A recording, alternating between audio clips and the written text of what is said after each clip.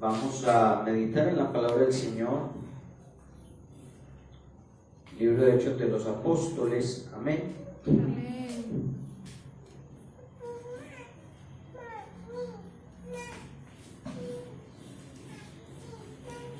Gloria a Dios. Libro de Hechos de los Apóstoles. Vamos a leer la palabra del Señor. Capítulo 8. Ya vamos por el capítulo 8 en este estudio práctico que estamos haciendo del libro de Hechos de los Apóstoles. Amén. Hemos venido hasta ahora analizando hasta este capítulo 8 de una manera práctica, como lo que allí sucedió en la iglesia, pues necesitamos que Dios nos dirija para que algo especial suceda en nosotros a la hora de testificar del Señor. Amén. La última vez, hace 8 días, vimos cómo Esteban hace un recorrido por todo el Antiguo Testamento para sostener delante de las personas que le estaban oyendo cómo lo mismo que hicieron los padres en Israel lo estaban haciendo ellos en el tiempo presente. Amén. Es decir, que ellos vienen oyendo todo lo que los padres hicieron con los profetas, y luego entonces, después de que Esteban les cuenta y les trae a memoria toda la historia de Israel y lo que ellos hicieron, lo que hicieron sus padres, ahora les habla a ellos directamente y les dice: así mismo son ustedes en estos días, porque ustedes resisten al Espíritu Santo de Dios. Ellos crujían sus dientes y arremetieron contra Esteban sin importar que lo que ellos estaban oyendo era verdad, y taparon sus oídos a la realidad de lo que Esteban les está diciendo, hasta tal punto que una vez más ellos volvieron a cometer precisamente lo que Esteban les estaba diciendo que venían cometiendo. Entonces miramos cómo la historia de Israel nos servía a nosotros para poder ver la importancia de atender al mensaje de Dios, oírlo y vivirlo. Amén. Ahora entonces dice el capítulo 8: y Saulo consentía en su muerte. En aquel día hubo una gran persecución contra la iglesia que estaba en Jerusalén, y todos fueron esparcidos por las tierras de Judea y de Samaria, salvo los apóstoles y hombres piadosos llevaron a enterrar a Esteban e hicieron gran llanto sobre él. Y Saulo asolaba la iglesia y, entrando casa por casa, arrastraba a hombres y a mujeres y los entregaba en la cárcel. Pero los que fueron esparcidos iban por todas partes anunciando el evangelio. Lo vamos a dejar solo hasta ahí, hasta el verso 4. Hoy vamos a analizar y a estudiar. Amén. Una vez muere Esteban, la Biblia entonces vuelve y nos menciona acá un personaje que ha sido mencionado en los versos anteriores, en el verso 58, donde dice: y echándole fuera de la ciudad le apedrearon, y los testigos pusieron sus ropas a los pies de un joven que se llamaba Saulo. Una vez matan a Esteban, traen la ropa y la tiran allí a los pies de Saulo, como dándole a entender a Saulo de que lograron la misión que estaban esperando. Es decir, eso para Saulo está siendo como un símbolo de un trofeo, pudiéramos decir. Es decir, ahí está, mira, ahí está la ropa, lo matamos. Pues en ese momento entra el capítulo 8 y vuelve y menciona a Saulo. En una enseñanza días atrás en la escuela dominical hablamos y decíamos que Saulo es el nombre hebreo con el cual la Biblia registra este personaje, pero luego lo conocemos con un nombre latín que es Paulo. Entonces ya para nosotros se hace más común con el nombre de Paulo, pero es el mismo personaje, Saulo, quien venía de una ciudad que era Tarso, una ciudad que se dedicaba al comercio con telas que extraían de las ovejas, de la lana de las ovejas, y hacían telas y las vendían. Era el oficio de Saulo. Con ellas hacían abrigos que protegían, que eran impermeables, pero también hacían tiendas para los ejércitos, por ejemplo, cuando iban a acampar fuera de la ciudad, cuando tenían alguna guerra, algo, llevaban carpas, y estas carpas eran especialmente hechas con el tipo de tela que trabajaba Saulo, el cual era silicio, y era tomado de las ovejas, sobre todo del lugar de donde él venía, de Tarso.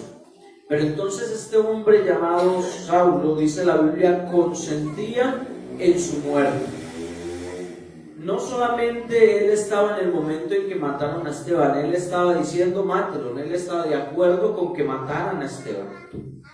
Pero sabemos que Saulo es un judío, Esteban es otro judío, pero Esteban es un judío diferente a Saulo. Saulo tiene su esperanza puesta en la fe, mientras que Esteban ha puesto su esperanza y su confianza en Cristo Jesús. Amén.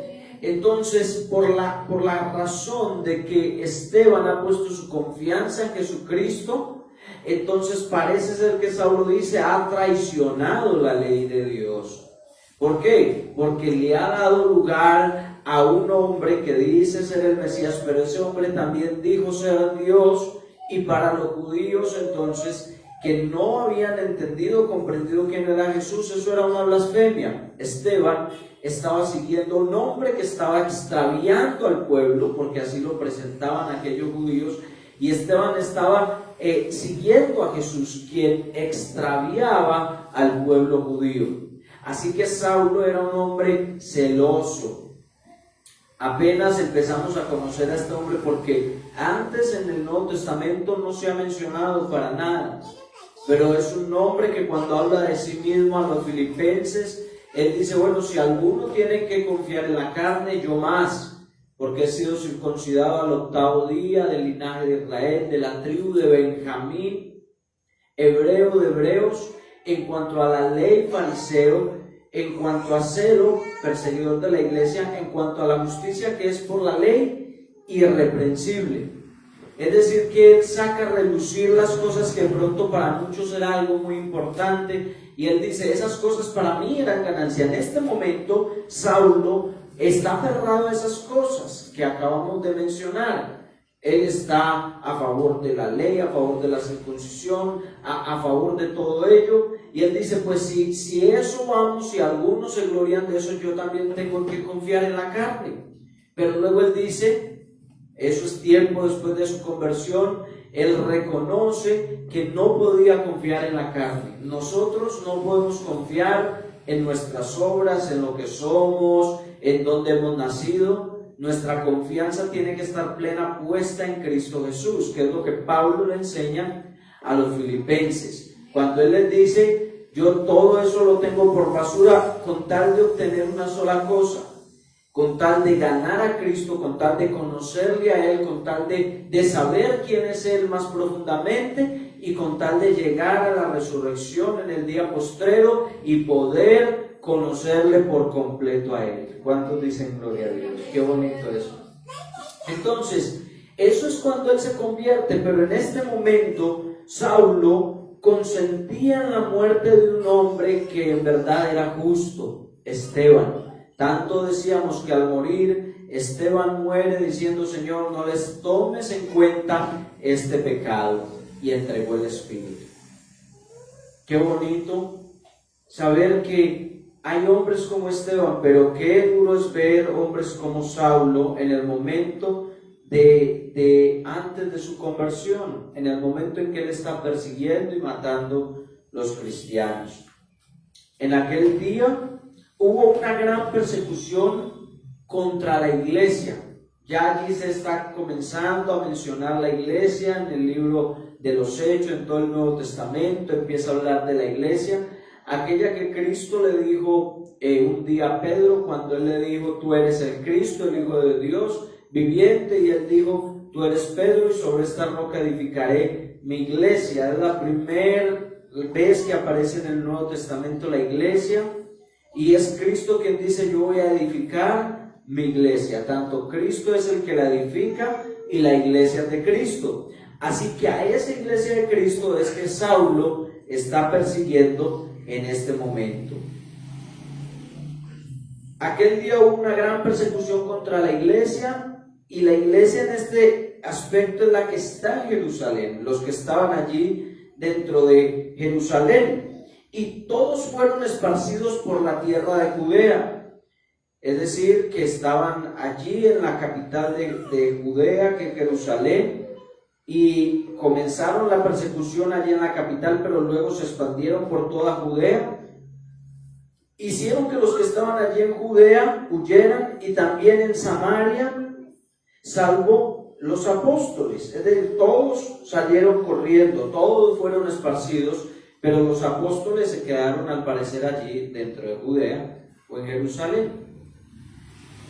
Es decir, la persecución que tenía este hombre contra la iglesia no era una persecución fácil, no era algo liviano. Él quería destruir la iglesia, y por eso dice: y hombres piadosos llevaron a enterrar a Esteban e hicieron ya gran llanto sobre él.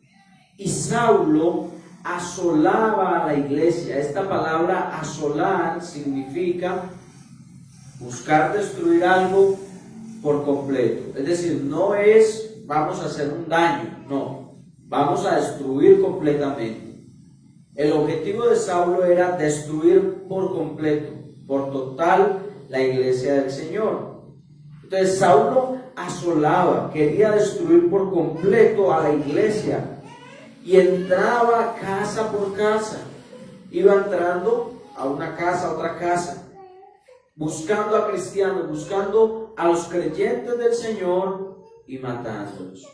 Si nosotros no fuéramos un momento allá del siglo I, donde se está viviendo esto, donde esto se está experimentando, y pudiéramos por un momento mirar a nuestros hermanos, suponiendo que nosotros ahora mismo estamos en Jerusalén, y esto está ocurriendo en Jerusalén, y nos estamos dando cuenta de que están entrando casa por casa a matar a los creyentes, y nosotros somos creyentes del Señor, y oímos que los ejércitos que vienen buscando creyentes para matarlos vienen y están cerca de nuestra casa, de esta casa en la que estamos reunidos. ¿Qué sentirías tú? ¿Qué sentiríamos? Porque a veces lo miramos y lo pasamos por alto, pero ¿qué sentiríamos si nos damos cuenta que están matando a los cristianos? Y que pronto nos toca el turno a nosotros, porque oímos cómo sacan a algunos hermanos que están cerca de nuestra casa, y sabemos que también van a entrar aquí donde nosotros estamos en este momento. Es decir, dentro de poco nos espera la muerte. Eso era lo que Saulo estaba haciendo con la iglesia. Si nos identificamos con eso, nos damos cuenta de que muchos hermanos nuestros murieron y dieron su vida por la fe en Cristo. Pero eso es lo que ha mantenido vivo el Evangelio, no solamente en ese tiempo. En los días nuestros hay muchos creyentes en muchos países que les toca dar su vida por confesar a Jesús como el Señor, que les toca dar su vida por decir que son cristianos, que son creyentes, que dan su vida por tener una Biblia o por leerla tan siquiera. Entonces, esa persecución la estaban experimentando ellos, cosa que no nos ha tocado a ninguno de los que estamos aquí presentes, y posiblemente, quién sabe si a alguno de los que están viendo, que me imagino que era ninguno. Porque no hay persecución en nuestros días de esa magnitud. No sabemos si nos tocará algún día, pero si nos tocará algún día, ya usted sabe lo que es uno estar reunido en una casa esperando a que le toque el turno, a que pasen por nuestra casa. Y nos va a tocar lo mismo, era lo que pensaban los creyentes en aquel momento. Porque él entraba casa por casa, pero no solamente entraba a la casa de buena manera, sino que cuando veía a los cristianos, la Biblia dice que los arrastraba a hombres y a mujeres, y los entregaba en la cárcel. Eso de que los arrastraba no era que los llevaba ahí empujadito, ándale para allá, no. No sabemos si de pronto los arrastraban de una manera brutal, como sabemos que llegaron a matar a muchos cristianos, amarrándolos de un caballo, golpeando un caballo para que los llevaran. Pero esto de que los arrastraban eran llevados a la fuerza y entregados en la cárcel, y otros eran muertos.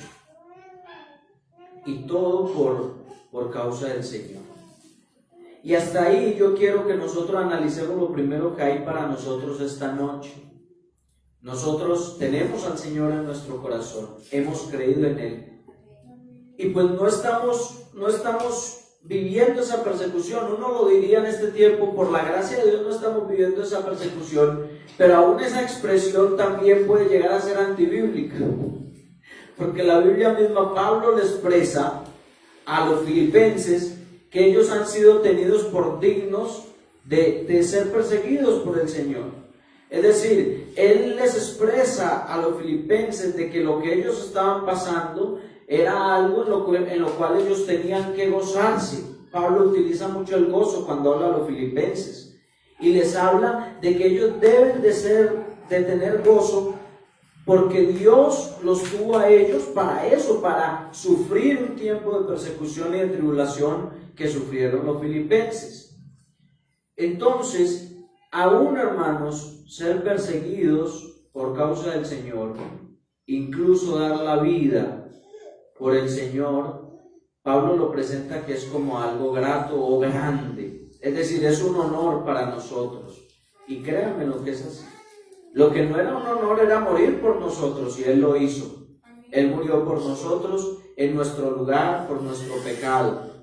Pero morir en nombre de Cristo es un honor o es un privilegio. Así que nosotros debemos tener cuidado porque no sabemos si en algún momento nos toque. Puede llegar. Uno pareciera que no hace, no cree que no. Pero muchos cristianos han sido perseguidos de muchas maneras. Qué bueno que nosotros le digamos al Señor que nos ayude a amarlo sin importar cuál sea la dificultad del tiempo presente. Y por último, el verso 4, pero los que fueron esparcidos iban por todas partes anunciando el Evangelio. La palabra esparcidos quiere decir que se regaron. Salieron y se regaron por todos lados. Pero lo que el diablo siempre piensa en ocasiones como estas es que la iglesia va a ser destruida. Los enemigos del Evangelio, los enemigos de Cristo siempre han pensado que perseguir a la iglesia va a ser que la iglesia quede asolada, que era lo que quería hacer Saulo. Él quería asolar, acabar, destruir por completo la iglesia y pensó que la persecución era el mejor medio para hacerlo. Pero alguien ha dicho, hablando de la historia de la iglesia, amén, alguien ha dicho, hablando de la historia de la iglesia, que la sangre de los mártires cristianos es la semilla de la iglesia.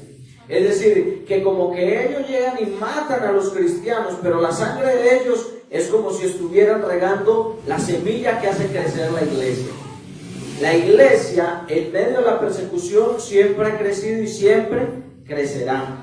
En los países donde hay persecución es que más rápido crece el cristianismo, avanza el cristianismo, comparando el número de creyentes convertidos en ese país con el número de creyentes convertidos en cualquier país donde no hay persecución. Usted analizará y siempre ese dato apunta a que crecen más el evangelio en los países donde hay persecución de la iglesia.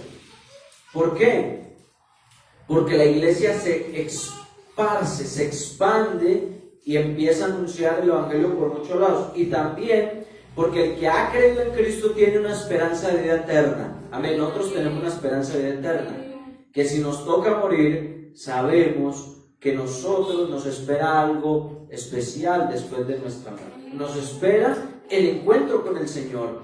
Así que nadie sobre la tierra ha enfrentado o se ha enfrentado a la muerte de manera como lo han hecho los cristianos.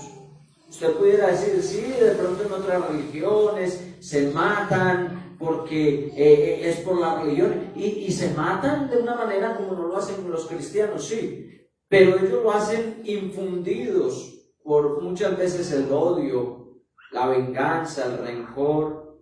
Pero cuando un creyente que no tiene nada de eso en su corazón le llega el momento de la muerte en medio de una persecución y éste asume la muerte, él la asume de una manera como nadie la asume.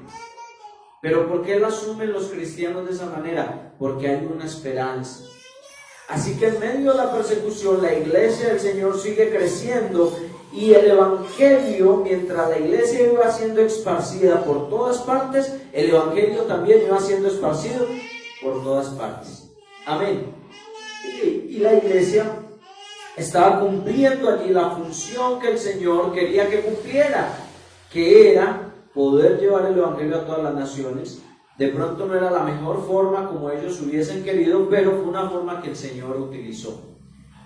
Yo no sé de qué manera el evangelio llegó a tu vida, qué forma Dios utilizó para traerte a los caminos de Él, pero gracias a Dios que Dios ha utilizado muchas formas para salvarnos a nosotros. Y creo que podemos darle gracias a Dios por esa salvación. Amén.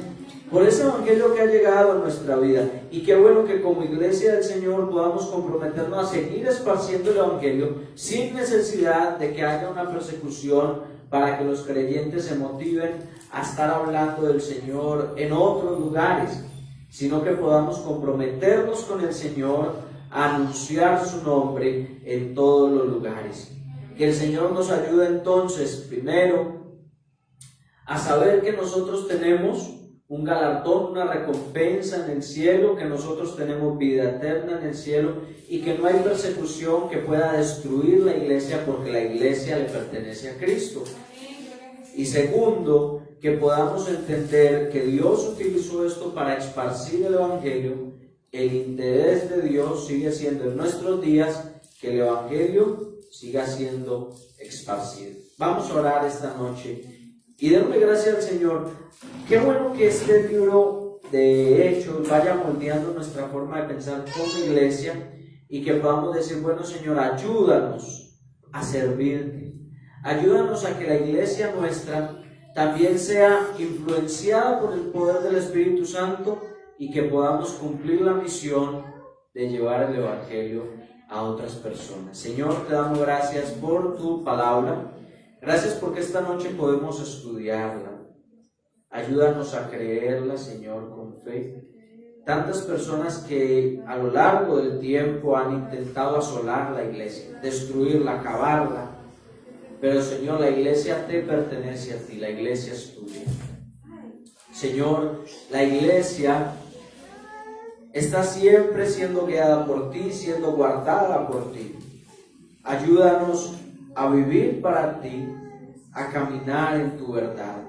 Permite que nosotros podamos servirte de la manera que tú lo deseas y que nosotros podamos, Señor, seguir esparciendo el evangelio. Que esos creyentes, hermanos nuestros que murieron allí, algunos de ellos murieron valientemente, otros lograron escapar de aquella persecución, pero siguieron llevando el evangelio. Ese evangelio ha llegado hasta nosotros por tu gracia y también porque hubo personas, Señor, que se comprometieron contigo. Ayúdanos a comprometernos contigo y ayúdanos a vivir para la gloria de tu nombre. En el nombre de Jesús de Nazaret. Amén. Y amén. ¿Cuántos decimos amén? Gloria a Dios. Bueno, hermano, Dios le bendiga y la paz del Señor para todos en esta noche. Amén. Amén, Emilia.